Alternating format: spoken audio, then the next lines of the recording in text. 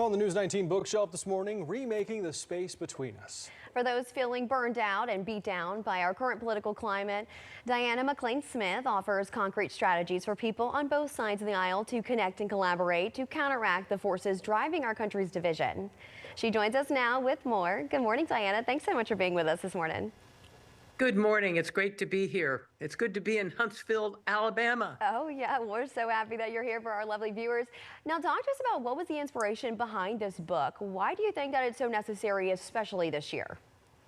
Well, I was really trying to understand how we got to where we are and then how we can move forward together. And one of the things that worried me is that, look at the election. I think all of us are quite disturbed. It's 50-50. We're at an impasse, and we're finding it very difficult to reach across that impasse and work together. And I think most of us are looking to our leaders to solve that problem. And I actually think we, the people, are both somewhat a cause of the problem and really are the solution to that problem. So Diana, you talk about this impasse. What's actually happening between people when they get stuck in a conflict? And more importantly, how do they get out? Well, I think one of the things that I uncovered is that it's not any one thing that gets us stuck in this impasse. It's many things. Part of it has to do with how our minds work when we're in a conflict. We get engaged in our hot system and we lose the ability to step back and to think rationally.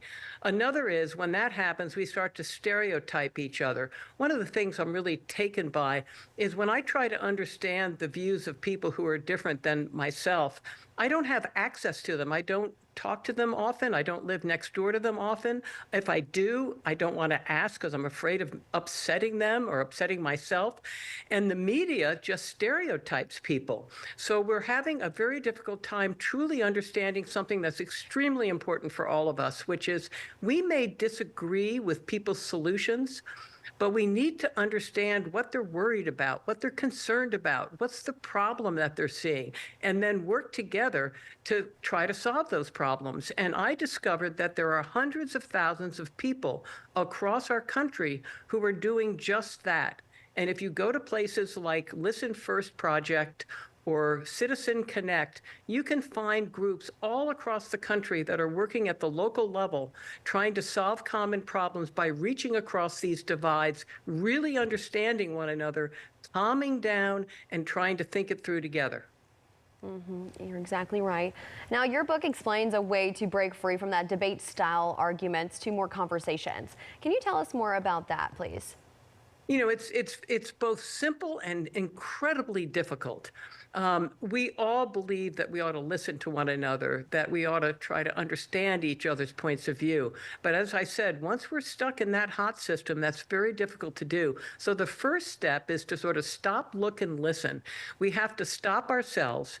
We have to look at what's happening and not just at the other person, but what we might be doing to get ourselves into trouble. And we have to start listening to one another. And that goes more than just making people feel heard. It means actually hearing them by asking good questions and asking them why they feel the way they do, what life experiences have they had. We're trying to make cases rather than make relationships. And I think we're bypassing a very important step. We need to get to know one another again. We need to befriend one another. Abraham Lincoln once said, "I don't like that man. I'm going to have to get to know him better." I think that's a piece of advice we could all do well to follow. I couldn't agree more, certainly. Diana, I think certainly the book has great intentions. Hopefully others out there see it the same way. Where can they go to grab a copy and keep up with you and your other works?